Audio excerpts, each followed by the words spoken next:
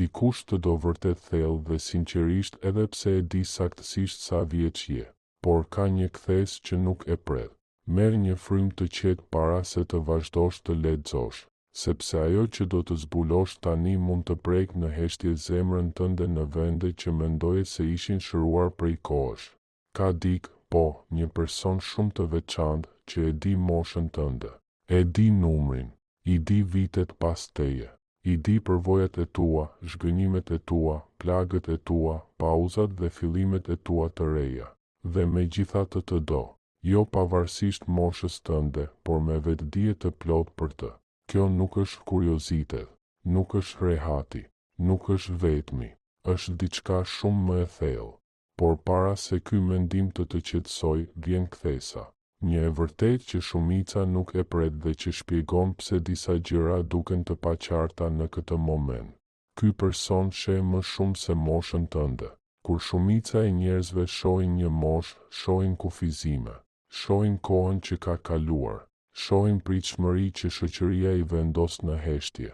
Por ky person nuk sheh një numër, sheh thellësi, sheh se si dëgjon më shumë se sa flet, si heshtja jote mbart urtësi, si nuk I nxit më ndjenjat me nxitim, sepse e di çfarë kushton të veprosh shumë shpejt. Sheh forcën e qetë që ka lindur nga momentet që pothuajse të thyen. Admiron mënyrën se si mund të duash pa pasur nevojë të provosh asgjë. Mosha jote I thot diçka shumë të rëndësishme, je I vërtetë, jo impulsiv, jo duke u shtirur, jo duke ndjekur iluzione, dhe pikërisht kjo të bën jashtëzakonisht tërheqës. Nuk dashuron më me zhurmë, dashuron thellë, nuk kërkon vëmendje, jep prani, nuk ndjek zgjedh. Mosha jote të ka dhënë qartësi emocionale, nuk luan lojra, nuk manipulon, nuk provon askënd vetëm për të parë nëse do të qëndroj. Për dikë që është lodhur nga lidhjet sipërfaqësore, ti ndihesh si paqe. Prandaj ky person është kaq fort I tërhequr nga ti edhe nëse vetë nuk e kupton plotësisht.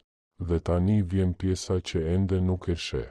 Ky person ka frikë, jo nga ti, jo nga dashuria, por nga koha.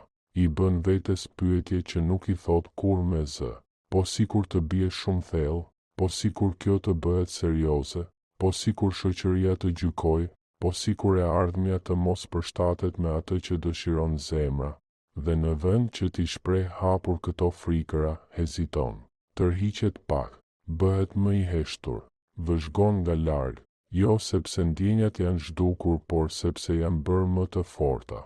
Këtu fillon kthesa, e vërteta që pothuajse askush nuk e thot, kur dikush të do vërtet nuk vrapon gjithmonë menjëherë drejt teje. Ndonjëherë bëhet I ngadalshëm, I kujdesshëm, mendues, sepse përpiqet t'ju mbrojë të dyve.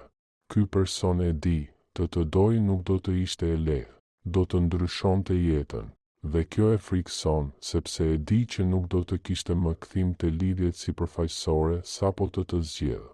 Të respekton shumë për të luajtur me ty. Ky është thelbi I vërtetë, nuk dyshon te ti, dyshon nëse mund të jetë në lartësinë e dashurisë që meriton.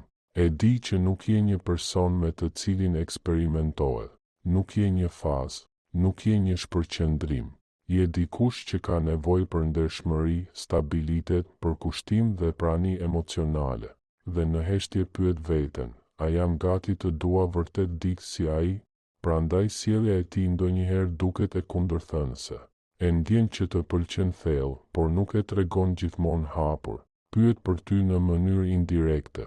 Vëren detaje që të tjerëve u shpëtojnë. Mbron dinjitetin tënd në biseda. Dhe kur nuk tallet me moshën tënde.